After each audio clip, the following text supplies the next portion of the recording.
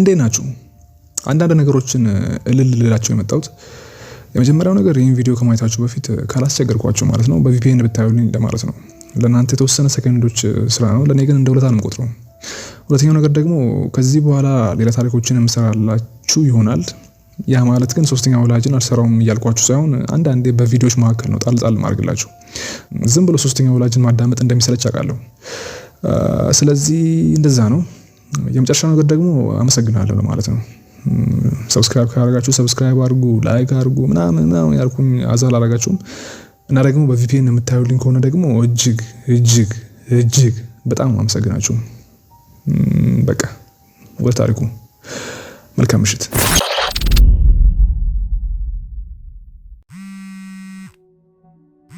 ከመንቃቴ በፊት በአስጨናቂ ህልም ውስጥ ነበርኩ።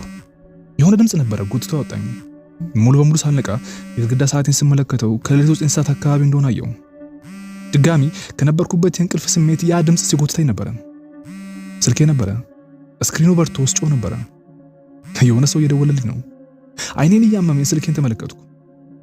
ሊና፣ ለምንድን ነው በዚህ ሌሊት የምትደውለው? ስልኬን ይዤ ቀና አልኩና አነሳሁት። ድምጽ ወፍሮ ነበረ። ሄሎ። መጀመሪያ ላይ ምንም ነገር አልነበረም። ከዛ በቀስታ የሆነ ነገር ከስልኩ ስፒከር ጋር ሲተሻሽ ሰማው። መልሳ ስልኳን ኪሷ ውስጥ እያስገባች ያለች ነበር የሚመስለው። ሊና ጠየቅኩ አይኔን እያሸው። ያ የታፈነው ድምጽ ቀጥሏል። ሳታውቀው ደውላ ነው እንዴ? በዚህ ሰዓት ስልኩን ጆሮ ላይ ለጥፌ አዳመጥኩ። ድምጽ ሰማው ልበል እንዴ? የሆነ ነገር ተመቶ ስልኩ ሲወድቅ ሰማ ብድግ አልኩኝ። ስልኩም አብሮ ተቋረጠ። ምን እየሆነች ነው ለራሴ ተናገርኩ። መልሼ ለመደወል ሞክሬ ነበረ፣ ግን ተወሰነ ከጠራ በኋላ ተቋረጠ። አሁን ላይ ሙሉ በሙሉ ነቅቻለሁ። እጄን ዘርግቼ ከኮሞዲኖ ላይ ሲጋራን አነሳሁት። ከዛ ህይወት ሰጣሁትና ማጨስ ጀመርኩ። በስህተት ነው እንደደወለችው። በዚህ ሌሊት መደወሏ ብቻ ጥሩ ስሜት አልሰጠኝም ነበረ። ድጋሚ ደወልኩላት። ተመሳሳይ ውጤት ነበር ያገኘሁት። ድምጽ ነበር የሰማሁት እንዴ? ከአንድም ሁለት ድምጽ። ስልኬን አስቀምጬ ሲጋራን ማጨስ ቀጠልኩ። እንቅልፍ አሁን ላይ ጥሎኝ ጠፍቷል። ነገ ስራ የለኝም፣ ግን ቀኔን በዚህ ሁኔታ መጀመሪያ አበሳጭቶኛል። በድንገት ስልኬ ሲጮህ ወዲያው ብድግ አደረኩት። ከሊና መልእክት ነበረ። ከፍቼውም እንደላከችልኝ ተመለከቱ። ልቤ ቀጥ ስትል ተሰማኝ። የሆነ ሰው ቤት ይገብቷል። ደጋግሜ ከ4 ጊዜ በላይ አነበብኩት። ሽብሬ ጨመረ ሲመጣ ወዲያው ጣቶቼ ከደነሱ በኋላ መልእክት ላኩላት። አደጋ ውስጥ ነሽ? ማነው ሰውየው? በጭንቀት ውስጥ ሆኜ ጠበቅኩኝ። ከተወሰኑ ሴኮንዶች በኋላ ስልኬ ጮኸ። አንስቼው መልእክቱን ከፈትኩት። አንተን አውቃለሁ እያለ ነው። ያ የሽብር ስሜት እየጨመረ መጣ። ምንድነው የተካሄደ ያለው? የደረቁትን ከንፈሮቼን በምላሴ አርሼ መልሼ ላኩላት። ማን ነው? ምንድነው የፈልገው? ሲጋራን ጨረስኩ። አይኖቼ ተበርግደው ጥቁር ግድግዳ ላይ ተተክለው ምላሽ ጠበቁ። ከርቀት የእሳት ማዕበል ሲነሳ ይሰማኛል። ያን እሳት ላይ አልፈለኩም። የሆነ ነገር አይኖቼ እንድከድናቸው ሲለምነኝ ነበረ። ምክንያቱም የሆነ መጥፎ ነገር ከእሳት ውስጥ እያደገ ነው። በድንጋጤ ወደ ራሴ ተመለስኩ።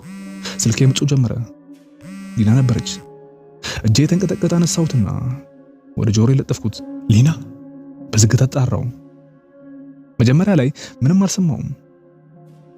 ከዛ ያ ድምጽ መጣ። አስጨናቂው ድምጽ። ሄሎ ዮሲ። መኝታ ክፍሌ ሲገላበጥ ታየኝ። አስጨናቂ ቅዠት። አይኖቼ ተበረገዱ። ቀዝቃዛ እጅ ጭንቅላቴን ጨምቆ ሲይዘው ተሰማኝ። ቶሚ ተናገርኩ። ከዛ ስልኩ ተቋረጠ። ልቤ እየራደች በዝምታ ተቀመጥኩ። ቀዝቃዛ ላብ ግንባሬ ላይ ተፈጥሯል። አይሆንም ጭንቅላቴ ተናገረ። እባክህ አይሆንም እባክህ ንቃ። አይኖችን ጨፍኜ በረጅሙ ተነፈስኩ። አይሆንም አለቀስኩ። አምላኬ እባክህ ድጋሚ አታስቀየኝ። ፊቴን ሸፈንኩ። እየጮኸ ያለውን የውስጤን ስሜት እያፈንኩት ያለው መሰለኝ። እብደት፣ ትርምስ በፊቴ እየፈሰሰ በጣቶቼ መሃል ሲወርድ ነበረ። ምን ማድረግ አለብኝ? ምን አባቴ ነው ማድረገው?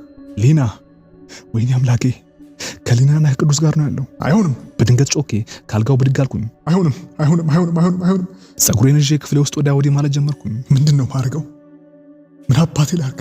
ቆልፌ ያስቀመጥኳቸው እነዛ ትዝታዎቼ አሁን ላይ እንደ ማዕበል እየመጡብኝ ይታየኛል። ከበውኛል። በሽብር እያስጨነቁኝ ነው። መሬት ላይ ወደቅኩ። በቀዝቃዛ ላብ ሰምጫለሁ። እንዳበደ ሰው የለፈለፍኩ ነው።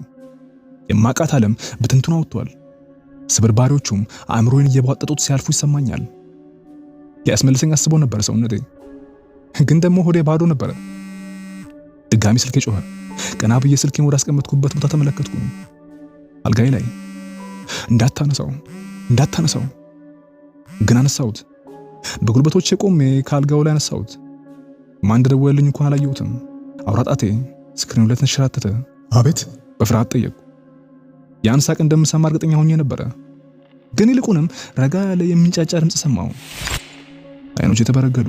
እንደ አዲስ ጀምሯል ዮሲ። ስልኬን ጥዬ ጥግ ላይ ተንፏቀቅኩኝ፣ ተወሸኩ። በፍጹም እውነት ሊሆን አይችልም፣ በፍጹም ሊሆን አይችልም። በጉልበቴና በክንዴ መሬቱ ላይ ጎንብሼ ተቀመጥኩኝ። አይኖችን ጨፈንኳቸው። ስልኬን በርቷል። ደውሎ አልተቋረጠም። ድምፁ ይሰማኛል፣ እኔን እየጠራኝ። እባክህ። በዝግታ ለመንኩ። ለሃጭ በከንፈሮቼ ላይ እየወረዱ። እባክህ አስቁመው። ስልኬን ቀና ቤት ተመልክቼው አነሳሁት። ከዛ ጆሮ ላይ አድርጌው በደከመ ድምፅ ማብቃት ነበረበት እኮ። ልታግዘኝ ይገባል። አልፈልግም። በዝግታ ተናገርኩ። ድጋሚ ማድረግ አልችልም። አዳምጠኝ። አልፈልግም። አለቀስኩ። ምንም አልፈልግም። እባክህ ተወኝ በቃ። ለምን ነው የማትተውኝ? እየባሰ ነው የሚመጣው ዮሲ። እፈልግሃለሁ። ከዚህ በላይ ልታገሰው አልችልም። እያመመኝ መጣ። ሰውነቴ ሙሉ አይኖቼን ክድኜ ላልነቃ መተኛትን ፈልጓል። እየተመለሰብኝ ካለው ሲኦል ሞት በወሰደኝ ብዬ ተመኘው። ግን ሊና ከቶሚ ጋር ናት ያለችው። ቶሚ ቅዱስንም ይዟል። እጆችን ጨበጥኳቸው። ብቻቸውን መተው የለብኝም። ለቶሚ ጥያቸው መሄድ የለብኝም። ሊና ከምን ጋር የተጋፈጠች እንዳለች አታውቅም። ቶሚ ማን እንደሆነ ወይም ምን ሊያረጋት እንደሚችል አታውቅም። የልጅነት ቅዠቴን ልጋፈጠው እንደሆነ ሳስብ ብቻ ጭንቅላቴን ነዝረኝ። ግን ለሷና ለልጄ ያለኝና ኃላፊነት ልረሳው አልፈልግም። ምክንያቱም ቶሚ በእኔ ጥፋት የመጣ ነው። በእኔ ምክንያት ነው የመጣው እና ምንም እንኳን ራሴን ብረግምም ብሻሽ ብሞክርም እንደዛ ማድረግ አልቻልኩም። የሚረዳት ሰው ትፈልጋለች። ምን ሊፈጠር እንደሚችል የሚያስረዳት ሰው ትፈልጋለች። ምን የተፈጠረባት እንዳለ ተረድቷት የሆነ ነገር የሚያደርግ ሰው፣ ልክ እኔ ያኔ ልጅ እያለሁ የሚረዳን ሰው ስፈልግ እንደነበረው። ምንም እንኳን ሱሰኛ በሆንም በልጅነቴ ስጠላቸው እንደነበሩት እንደነዛ ሰዎች መሆን አልፈልግም። ፈሪ ሆኜ ባላየ ማለፍ አልችልም። ትዝ ይለኛል አለው የሚለን ሰው ሲጠፋ፣ የሆነ ነገር የሚል ሰው ስናጣ፣ የሆነ ነገር የሚያደርግ ሰው። በዝምታ ብቻችንን ያንን እብደት ተሸክመን ስንኖር እንደዛ መሆን አልፈልግም። በዝግታ ወደ ስልኩ ተናገርኩ። ላብ ግንባሬ ላይ ሲወርድ አሁኑኑ መሄድ አለብኝ። ግን አሁን ላይ ምንም ልታደርግ አትችልም። ይህን ሁኔታ በጥንቃቄ አቅደንና እየመራን ማስኬድ አለብን። ታጋሾችና አብረን የምንሰራ ከሆነ ልናስቆመው እንችላለን። አቡ አፍህን ዝጋ። ጮኩኝ። ሊና ጊዜ የላትም። አሁን እንኳን ምን እያደረጋት እንዳለ ፈጣሪ ብቻ ነው የሚያውቀው። እዚህ ቁጭ ብዬ መጠበቅ አልችልም። ዮሴፍ እንዳትሄድ። ቶሚ እሱን ነው የሚፈልገው። ማን አባና አንተ? በድንገት ጠየቅኩት። ለምንድን ነው አንተ የምትለኝ ነገር የምሰማው? ለአመታት ጆሮዬ ውስጥ ስትንጫጫ ነበር፣ ግን ስላንተ ምንም የማውቀው ነገር የለኝም። ዝምታ። ስልኩ ውስጥ ዝግ ያለ ፉጨት። በመቀጠል የጥሩምባ ድምፅ ሰማሁ። ስልኩን ጆሮዬ ላይ ጥፌ ማዳመጥ ጀመርኩ። በመጨረሻም ስሜ ሬዝ ነው። ያ ቃል አእምሮዬ ውስጥ ሲሰምጥ ተሰማኝ። የማውቀው ያህል ተሰማኝ። ሬዝ? በዝግታ ተናገርኩ። ከዚህ በፊት ሰምቼዋለሁ አይደል? እሱ ከሆኑ ነገሮች ጋር አብሮ ያለ ነገር ያኔ ከቁጥሮች ጋር ነግረኝ ነበረ። አሁንም ዝምታ። አዎ አሁን አስታውሻለሁ። 66358 ሬዝ እንደዛ ነበር ነገርከኝ። ምን ማለት ነው? ቁጥሮቹ ምንድን ናቸው? ሙሉ ስም ነው እንዴ? ከዛ ድምፁ ምላሽ ሰጠኝ። አይደለም ዮሲ፣ የእሱ ስም ነው። ያለውበት ክፍል ወደ ግራ ሲያዘነብል ታወቀኝ። ምንድን ነው የምታወራው? አልገባኝም። ቶሚ ታፊ ብሎ ነው ራሱን የሚጠራው፣ ግን ያ አይደለም የተሰጠው ስም። ወፍራም የጥሩምባ ድምፅ ሰማሁ። የሰጠሁት ስም ያ አልነበረም ዮሲ። ቆይ እርዳታዬን የምትፈልግ ከሆነ ልትረዳኝ ይገባል። አሁኑ ልትረዳኝ ይገባል። ምክንያቱም እዚህ ሆኜ ካንተ ጋር እያወራው ሴኮንዶች ባለፉ ቁጥር እዛ ሊና ስቃይዋ የጨመረ ነው። በእኔ ምክንያት ተሰቃይች ነው። ቶሚ እኔን ተከትሎኝ ነው አይደል የመጣው? ሬዝ ይቅርታ ዮሲ፣ ግን መሄድ የለብህም። ጊዜው ገና ነው። አሁን ባለሁበት ሁኔታ ምንም ልረዳ አልችልም። ግን የምትታገሰኝ ከሆነ መንገድ አይጠፋም። የስልኩን ስፒከር ወደ አፍ ያስጠግቼ ሊና እንደዛ ጊዜ የላትም እና እኔ ካንተ ጋር እዚህ ጥያቄና መልስ አልጫወትም። ቶሚ እዛ ሊናን ሲያሰቃያት። ስለዚህ አሁኑ የማስረዳኝ ከሆነ ሄዳለሁ። ዮሲ እባክህ እንዳታደርገው። ቶሚን ታውቀዋለህ እኮ ምን ማድረግ እንደሚችል ታውቃለህ። አሁን ምንም የምትቀይረው ነገር የለም። ቢሆንም መሞከር ይሻላል ካልኩት በኋላ ስልኩን ዘጋሁት። ፊቴ ላይ ያለውን ላብ ከጠረኩ በኋላ ቶሎ ብዬ ለባበስኩ። ልቤ ባህል እየመታች ነው። መልስ በሌላቸው ጥያቄዎች የታፈንኩ ያለው መሰለኝ። ከቤቴ ስወጣ ለሌላ ቶሎ ደርሼ ይህንን ለማስቆም መሞከር አለብኝ ብዬ ወሰንኩ። እና ምን አድርገህ ልታቆመው አስብከው? ምንድነው ያ ትልቁ እቅድ? ብዬ አሰብኩ። መኪናዬን አስነስቼ መንዳት ጀምር ነበር። ምንም አይነት እቅድ እንደሌለኝ አወቅኩት። ግን አንድ የማውቀው ነገር ቢኖር ቀጥታ እጄ ፊቴን ካሳየው ብቻ የተወሰኑ ስቃዮችን መቀነስ እንደምችል ነበር። ቶሚ ትኩረቱን እኔ ላይ ብቻ እንዲያረካ አረኩት። ሊና በትንሹ እንኳን ቢሆን አእምሯዊና አካላዊ ስቃዩ ሊቀንስ ይችላል። ስለዚህ ሞክር አለብኝ። ስልኬ መጮህ ሲጀምር ዝቅ ብዬ አየሁት። የማለቀው ቁጥር ነበረ። ችላ አልኩት። ማን እንደሆነ አውቄያለሁ እና ንግግራችን የመቀጠሉ ፍላጎት አሁን ላይ የለኝም። ይህ እብደት ነው።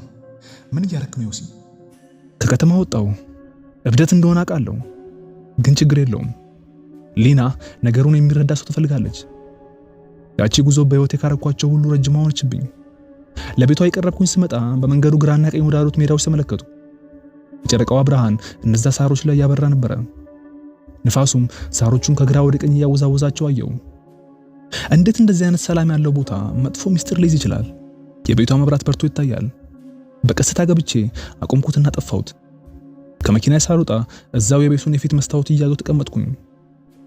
ምንም ነገር አይታይም፣ ግን ምን ይጠበቀኝ እንዳለ አውቃለሁ። እጆችን እርስ በርሳቸው አሸዋቸው ራሴን ለማረጋጋት። ፍርሃቴ ሁሉ ነገር ትቼ ከዚህ ቦታ እንድጠፋ ስለምንኝ ነበረ። ግን በሩን ከፈትኩት። ከዛም ምሽቱን ተቀላቀልኩ። ዞር ሳሮቹን ተመለከትኩ። አብሬ ከነሱ ጋር እንድደንስ ይጠሩኝ ነበረ። ጀርባኝ ሰጠኋቸው። ዛሬ አብሬ የምደንሰው ሰይጣን አለኝ። የምድርም ውስጥ ሊገባ ነው? ራሴን ጠየቅኩ። ከመሬቱ ጋር በሚስማር ተያያዝኩ መስል ደርቄ ቀረው። ታስፈልጋታለህ። የሆነ ሰው ትፈልጋለች። እርዳታን ትፈልጋለች። በረጅሙ ተንፍሼ ወደ በሩ ተራመድኩ። ልቤ የደረቴን አጥንቶች እየደበደበች እንዳመልጥ ስትጮህብኝ ነበረ። ደረጃዎቹን ስወጣ በትንሹ አዞረኝ። ሰውነቴ በሙሉ ቅዝቅዝ አለኝ። ይህን ሁሉ ለመርሳት በጣም ጥሬ ነበረ። በሩን አንኳኳው። ቶሚን ጠበቅኩት። የማስመለስ መስሎ ነበረ። ከውስጥ የእግር ኮቴ ሲሰማ ራሴን አዘጋጀው። ከዛ በሩ ተከፈተና መግቢያውን የሸፈነ ሰው አየው። እንዴት ነህ ዮሲ? በፈገግታ ተናገረ። ወደ ኋላ ሸሸው። በድንገት ያን ፊት ሳየው ሰውነቴ ሳላቀው ወደ ኋላ እንድሸሽ አደረገኝ። ከዓመታት በፊት ያለውን ገጽ ነው አየሁት። ምንም አልተቀየረም። ልሙጥ ቆዳ፣ ፕላስቲክ የሚመስል ቆዳ፣ ነጭ ወጥ ጥርስ ያለው ፈገግታ እና አይኖቹ የሚበሱ አስፈሪ የሆኑት ሰማያዊ አይኖቹ። ምን ነው የደነገጥክ ትመስላለህ? ቶሚ ፈገግ አለ። ሁሉ ነገር ሰላም ነው አይደለ? ድጋሚ ወደ ኋላ ሸሸው። ቶሚ መመለሱን ማመን አልፈለኩም። ወደ ውስጥ መግባት ትፈልጋለህ? ጠየቀኝ። ወደ ውስጥ እንድገባ በእጆቹ ጠቆመኝ። አይሆንም። ለምን? በመጨረሻ ልናገር የቻልኩትን ቃል አወጣው። ቶሚ ወደ በረንዳ ወጥቶ ፊቴ ቆመና እጁን ትከሻዬ ላይ ሳረፈው። ለምን? ምክንያቱም አስፈልግሃለሁ ዮሲ። የተሰበረ ቤተሰብ እኔን ይፈልገኛል። የተሰባበሩትን እነዛን ስብርባሪዎች ልመልሳቸው ነው የመጣሁት። አንተን፣ ሊናንና ቆንጅየውን ልጅን። ከእጁ ወጣው። ምንድነው ያረካት? ቶሚ ተመልሶ ወደ ቤት ገባ። አንተ የውሻ ልጅ ምንድነው ያረካት? ጠየቅኩት ምላሹን በመፍራት። ቶሚ ፊቱን ወደ ቤቱ ካዞረ በኋላ ለምን ራስህ ገብተህ አታያትም አለኝ። ወደ ውስጥ ልገባ በፍጹም አልፈለኩም። ውስጥ ምን የጠበቀኝ እንዳለ ለማየት አልፈለኩም። በሩ ከጀርባዬ ሲዘጋብኝ መስማት አልፈልግም። ዮሲ አለኝ ቶሚ እጄን ይዞ። ብዙ የምናወራው ነገር አለን። ወደ ውስጥ ጎተት ተሰማኝ። ደረቴ ሲከብደኝ ታወቀኝ። ወደ ውስጥ እንደገባው በሩ ከጀርባዬ ተዘጋ። ጩጩ አለኝ። ወደ ዕቃ ቤት ቶሚ እየመራኝ ወሰደኝ። ልክ ሳሩን አልፈን ወደ ዕቃ ቤት ስንገባ ሊናን አየኋት። ጠረጴዛውን ከበው ከተቀመጡት ወንበሮች መካከል አንዱ ላይ ተቀምጣለች። ፊቷ በእንባ ታጥቦና ተሸብራ በጣም በማይመች ስሜት ውስጥ እንዳለች ፊቷ ያስታውቃል። ጠረጴዛው ላይ ተደግፋለች። ቁና ቁና የተነፈሰች፣ እያንዳንዱ እስትንፋሷ ህመምን እየፈጠረባት። ጠረጴዛው ላይ ደግሞ በደም የተጨማለቀ ፎጣ ይታያል። አምላኬ ሆይ ሊና! በዝግታ ተናገርኩ። የማየውን ማመን አቅቶኝ። ቶሚ ወደ ሊና እንዳልሄድ እጄን ያዘው። አረጋጋው እንጂ ለምን አትቀመጥም? መጀመሪያ የምናወራው ነገር አለን። ዞር የተመለከትኩት። ምንድነው ያረካት? እባክህ ሊና ተናገረች በደከመ ድምፅ። እናትህ ዮሲ እሱ የሚልህን አድርግ። እሷን ተመለከትኳት።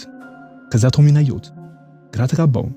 ቶሚ ፈገግ አለ። እሷን ብትሰማት ይሻላል። ቅዱስ ታለ እዛው ቆሜ ጠየቅኩት። ቶሚ ጀለቁ ወደ ጠረጴዛው ሄደ። ከዛ ፎጣውን አነሳው። የደምን ጥብጣቢ ከፎጣው ስር ይታያል። ፎጣውን እጁ ላይ አድርጎ እኔን ተመለከተኝ። አይኖቹ የራስ ቅሌን የሚበሳው መስሎኝ ነበረ። ተኝቷል። ሊና ተናገረች በህመም። ክፍል ውስጥ ተኝቷል። አዎ አለ ቶሚ ፎጣውን እያየው። ቅዱስን አለማንቃትሽ አሪፍ ነገር ነው። ልክ እኔ እንዳልኩሽ ጥሩ ትሰሚያለሽ፣ ህጎችን ቶሎ ትከታያለሽ። ከዛ እኔን ተመለከተኝ። ዮሲ ያን ባህሪሽን ካንቺ መማር አለበት። አንተ የውሻ ልጅ! በዝግታ ተናገርኩ ባለሁበት ሆኜ። ቶሚ አንዱን ወንበር መታ አደረገው። ተቀመጥ፣ ማውራት አለብን ሶስታችን። ሊናን ተመለከትኳት። ራሷን ነቀነቀች። ከዛ ጠረጴዛውን ዞሬ ወንበሩ ላይ ተቀመጥኩ። ጥሩ ቶሚ ተናገረ በሁለታችን መሃል ቆሞ።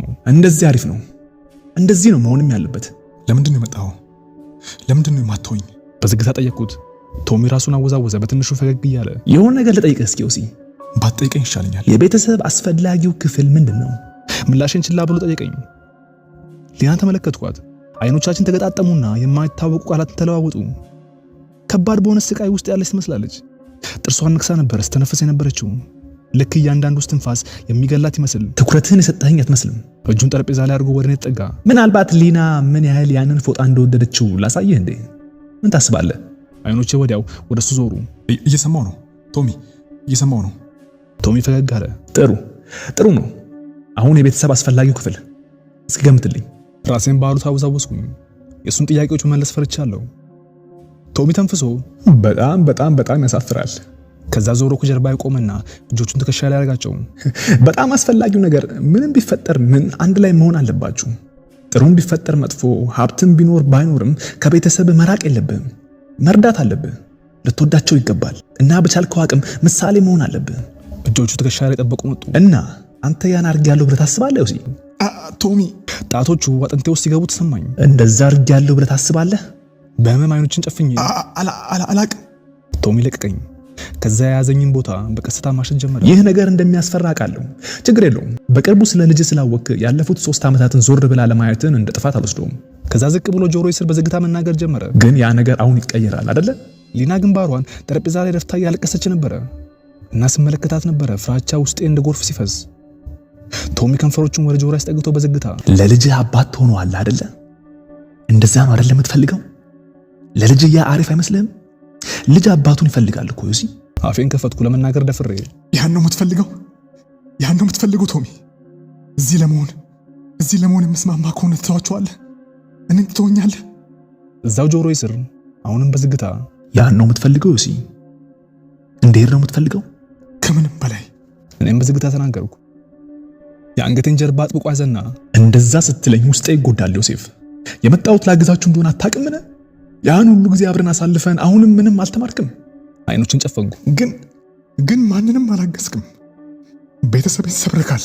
ከዛ አይኖችን ከፈትኳቸው ደም ለብሰው እና እህቴን ገድለሃታል። ቶሚ በድንገት እጁን አንስቶ ከጀርባ ዞር ብሎ ወደ ቦታው ሄደ። ኬቢ፣ አዎ ያለፉትን ዓመታት ስለሷ ሳስብ ነበረ። ደስ የምትል ልጅ። ንዴቴ ገነፈለ ሲመጣ እጆችን ጨበጥኳቸው። ለምን ቶሚ? ለረጅም ጊዜ ሳስበው ነበረ። ለምንድን ነው እንደዛ ያደረከው? ምንም አላጠፋችም እኮ። ሕጎችህን ስትከተል ነበረ። ቶሚ በሐዘን ስሜት ፈገግ ብሎ አንዳንዴ የሚወድህን እጅ ለማወቅ መጀመሪያ ተማቺ ቡጢውን ማየት አለብህ። በቅጽበት ጠረጴዛው መታሁት። ሊና በድንጋጤና በምን ቀና አለች። ምን ማለት ነው? እንባ ከዓይኖቼ መውረድ ጀምረዋል። ለምንድን ነው እነዛን መጥፎ ነገሮች እኛ ላይ ያደረከው? ምን እንድንማር ነው የፈለግከው? የቶሚ ፊት በድንገት ባዶ ሆነ። ድምፁም ስሜት አልባ ሆነ። ምንም አልተማርክም ዮሴፍ? መለስ ብላ ያስተማርኩን ትምህርቶች አስባቸው እስኪ። ታስታውሳቸዋል አይደለ? በእነዚህ ዓመቶች ውስጥ ምንም አልጠቀመውም። አሁን ላለህበት ሁኔታ አላገዘህም። አሁን ላይ ጥሩ ሰው ለመሆን ምክንያት ይሆንኩ አይመስልህም? ምንድን ነው የምታወራው? ጮኩኝ እያለቀስኩ። ተበላሽቻለሁ እኮ። ሁላችንም ተበላሽተናል። እናቴ ታማሚ ሆናለች። አባቴ ደግሞ የድሮ ማንነቱ ጠፍቶ ቀፎ ብቻ ሆኗል። ሁላችንም ምንም አልገባንም። ለምንድን ነው ኬቢ የሞተችው? ለምንድን ነው የገደልካት አንተ ውሻ? ከዛ ምንድን ነው ልንማር የምንችለው? የቶሚ አይኖች ጨለሙ፣ ግን ፈገግታው ፊቱ ላይ አሁንም ተለጥፎ ይታያል። ከአንተ ብዙ ጠብቄ ነበር ዮሲ። የምሬን ነው። ምናልባት አሁንም ገና ልጅ ነህ ማለት ነው። ግራ የተጋባና የፈራ ልጅ። እጄን ወደ ላይ ከፍ አድርኩኝ በግልጽ እያለቀስኩ። ተበላሽቻለሁ። ህይወቴ ውጥንቅጡ የወጣ ነው። ሁሌ ሐዘንተኛ ነኝ እና ደግሞ ሰውን እንድጎዳ የሚገፋፋኝ ንዴት ውስጤ አለ እና አሁን እየባሰብኝ መጥቷል። ውስጤ እያደገ ሲመጣ ይታወቀኛል እና ይህን ለመቆጣጠር ስል ጠጪና ጫሽ ሆኛለሁ። ቢያንስ ተኛ እንኳን ያንተን ፊት ላለማየት፣ የኬቢን እግር ስትቆርጥ ያሰማችሁን ጩኸት ላለመስማት። ስለዚህ ንገረኝ እስኪ ቶሚ፣ አንተ ንገረኝ እስኪ ጥሩ ሰው እንዳረከኝ። ምክንያቱም ከማየው አንጻር ቆሜ ራሴን ሳየው አበላሽተኸኛል። ሁላችንን ነው ያበላሸን። ከዓመታት በፊት ነው እኔን የገደልከኝ። የቶሚ ፊት አሁን ላይ እንደ አይኖቹ ጨለማ መስሏል። ፈገግታው ፊቱ ላይ የለም። እዛው ቆሞ ተመለከተኝ። ውስጡ የሆነ አደገኛ ነገር ሲፈጠር ተፋጠን ቆየን። የኔ ፊት በጥላቻና በሐዘን ተሞልቶ በፍርሃትና በጥላቻ ከመሞላት የተነሳ የመሞት መስሎኝ ነበር። ከአሁን በኋላ ስለዚህ ጉዳይ አናወራም በመጨረሻም ተናገረ። ድምፁ ዝቅ ከማለቱ የተነሳ ምንም አልሰማሁትም ነበር። ገደል ግባ ቶሚ። ጮኩኝ። ዘግቻቸው የነበሩት የስሜቶቼ በሮች ተበረገዱ። ምን እንደምታደርግ እንኳን አታውቅም አይደል? ወደ እኔ መጠጋት ጀመረ በቁጣ። ዝም ማለት እንዳለብኝ አውቃለሁ፣ ግን አልቻልኩም። ምን እንደሆንክ እንኳን አላውቅም፣ ግን አርጋለሁ ብለህ ያሰብከው ነገር እያረኩ ነው ብለህ ያሰብከውን ነገር ሁሉ እያበላሸክ ነው። ቀና ብዬ አይኖቹን ተመለከትኩኝ። ተሳሳትኩ እንዴ? 6 6 3 5 8 ሬዝ። ቶሚ አንገቴን ሊያንቀው እጁን እየዘረጋ እያለ ነበር ያን የተናገርኩት። ደርቆ ቀረ። አይኖቹ ተበረገዱ። የድንጋጤ ንዝረት ሰውነቱን ሲሞላው አየሁት። ድጋሚ እያናገረህ ነው አይደለ? ጠየቀኝ። ንዴት ድምፁ ላይ ተገነባ። ቶሚ አልኩት ቆሜ ጠረጴዛውን ተደግፌ። ምንድነው ግን? በቅጽበት የጥርጣሬ ስሜት ፊቱ ላይ ያየሁበት፣ ግን ወዲያው ጠፋ። በምትኩ ትኩስ ንዴት ፊቱ ሞላው። ለማምለጥ ሴኮንድ ነበረኝ፣ ግን እሱም በቂ አልነበረም። አንገቴን ይዞ አነሳኝ። አጥብቆ ነበር የያዘኝ። እጁ ውስጥ እንዳለ ተወራጨው። አየር ለማግኘት ታገልኩኝ፣ ግን ቶሚ አልፈቀደልኝም። ከዛ በኃይል በተሞላበት እንቅስቃሴ ጠረጴዛው ላይ ያላት ፊቴ ነበረ መጀመሪያ የተጋጨው። ሊና በድንጋጤ ጮኻ ወደ ኋላ ወድቃ ነበር። ተደግፋበት በነበረበት ቦታ ላይ እኔ ስተካበት እዛው ጠረጴዛ ላይ ያዘኝ። ከዛ ሌላውን እጁን ጀርባዬ ላይ አድርጎ ተኩሎ አስቀመጠኝ። ከዛ ዝቅ አለና ዝግ ባለ ድምፅ ያን ነገር በፍጹም እንዳትል ነግሬህ ነበረ። አየር ለማግኘት ጠረጴዛው ላይ ለመታገል ሞከርኩኝ፣ ግን ልንቀሳቀስ እንኳን አልቻልኩም። ደም ካፍንጫ እየወረደ ወደ አፌ ገብቶ አጣጣምኩት። ቶሚ በእጁ ጀርባዬን አጥንት አጥብቆ ይዞ እኔን እንድትሰማኝ ምን ማድረግ ነው ያለብኝ? ዮሴፍ ንገረኝ እስኪ። ስርዓት እንድትይዝ ሊናን ምን ላርጋት? ካለሁበት ቦታ ሊና በቶሚ ጥያቄ ስትደነግጥ አየኋት። ለመቆም ሞከረች፣ ግን አልቻለችም። ያለቀሰች ነበረ። እንዳትነካት እንደምንም ተናገርኩ። እሷ ምን የምታውቀው ነገር የለም። ይህ የኔና ያንተ ጉዳይ ነው። ከዛ ቶሚ ሳቀብኝ። ውስጤ ሲነዝረኝ ተሰማኝ። አይደለም ዮሲ፣ ይህ ያንተ ጉዳይ ብቻ አይደለም። ካሁን በኋላ የልጅ ጉዳይ ነው። አዲስ አባት ስለሆንክ ይህ የመጀመሪያው ትምህርት ይሁን። አንተ ምንም አትጠቅምም ካሁን በኋላ። በክፍሉ የተኛው ልጅ ግን ለሱ ብለህ እዚህ ሆነ ታሳድገዋለህ። አብረን ሶስታችንም በስርዓት እንዲያድግ ማድረግ አለብን። አይ የምትል ከሆነ እችን ሴት አስበከው በማታውቀው መንገድ ነው ፊት ለፊት መሰብራት። ተግባብተናል? በቀስታ ራሴን ነቀነቅኩ። ምንም ማድረግ የምችለው ነገር የለኝም። ማለቂያ የሌላቸው ስሜቶችን ተፋልሜ ዝም አልኩኝ። ቶሚ ከዚህ በፊት ወደማላውቀው የእብደት ዓለም ይዞኝ እየሄደ ነው። አሁን ማድረግ ያለብኝ ነገር ሊናና ቅዱስን መጠበቅ ብቻ ነው። የመጣው ነገር ቢመጣ እኔ ጋፈጥላቸዋለሁ። ይህ ሴጣን እነሱን ጎድቶ ደስታ እንዲያገኝ ማድረግ የለብኝም። ገብቶኛል ተናገርኩኝ በመጨረሻ። ማንንም መጉዳት የለብህ። የፈለግከውን አደርጋለሁ። እርግጠኛ ነህ ዮሴፍ? ጠየቀኝ። ራሴን ነቀነቅኩ። ትንሽ ቆየ በኋላ ቶሚ ለቆኝ ከጠረጴዛው ላይ ነሳኝ። እግሮቼ የተንቀጠቀጡ ቆምኩኝ። ፊቴን ጠርጌ በረጅሙ ተነፈስኩ። ሊና ፊቷን እጆቿ ውስጥ አድርጋ የተንቀጠቀጠች ነበረ። እጄን ትከሻዋ ላይ አደረኩኝ። ዛሬ እዚህ ነው የምትተኛው ቶሚ ተናገረ፣ ቆሞ እያየን። ኃላፊነትን ከልጅናት ጋር አብረህ ትወጣለህ። እሺ ችግር የለውም ቶሚ መለስኩ። ወደ መኝታ ክፍሉ ይጠቆመ። ወደ ክፍሏ ወሰዳትና አብረሃት ተኛ። ሌላ ድምፅ መስማት አልፈልግም። እጄን ከፍ አድርጌ እሺ ግን ቅዱስ ተኝቷል እና ደህና ነው መለሰልኝ። አሁን አርግ ያልኩህን አርግ። ነይ እጇን ይዤ አልኳት። ልትቆም አለችና ጮኻ መሬት ላይ ወደቀች። ተቀምጣበት የነበረበትን ወንበር ተመለከትኩ እና ምክንያቱን አወቅኩኝ። ወንበሩ በደም ተሸፍኗል። አምላኬ ሆይ በድንጋጤ ተናገርኩኝ። ቀና ብዬ ቶሚን ተመለከትኩት። ቶሚ በዝምታ ካፈጠጠብኝ በኋላ በቀስታ ፈገግ አለ። መሬት ላይ ከሊና አጠገብ ተንበርክኬ አፋፍሻ አነሳዋት። አይዞሽ አይዞሽ ነይ አለው ረፍት አድርጊ። ደረቴ ላይ አለቀሰች። እጆቿን አንገቴ ላይ ጠምጥማ ከስሯ እጄ ሲረጥብ ይሰማኛል።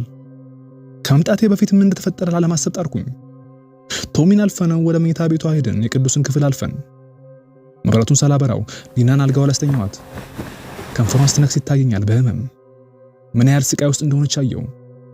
የሆነ ከባድ ሸክም ጀርባዬ ላይ ሲያርፍ ተሰማኝ። ይህ ሁሉ ያንተ ጥፋት ነው። ወደ በሩ ሄጄ በሩን መለስ አደረኩት። ምናልባት ቅዱስ ነቅቶ ካለቀሰ ለመስማት እንድችል። ካለቀሰ ምን ልታደርግ ነው?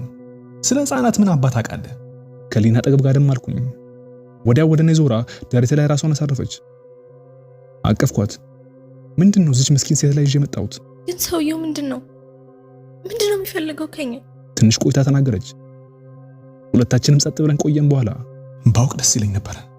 ወደ እኔ ተጠጋች። ከንፈሮችን ጸጉሯ ላይ አድርጌ ጀርባዋን እያሻሸው እንዴት ጥሩ ሰዎች መሆን እንዳለብን ሊያስተምረን ነው የሚፈልገው። ቅዱስን ከኛ ጋር አብሮ ማሳደግ ነው የሚፈልገው። ግን ለምን? ከየት ነው የመጣው? አላቅም፣ ግን ማንን መጠየቅ እንዳለብኝ አውቃለሁ። እባክህ ጥለኸኝ አትሂድ። ምንም ቢፈጠር ለሱ ጥለኸኝ አትሂድ። ዝም አልኩኝ። ቶሚ ማድረግ የሚፈልገው ነገር ቢኖር እኔ ምንም ሊያደርግ እንደማልችል አውቃለሁ። ልቤ ሲሰበር ታወቀኝ።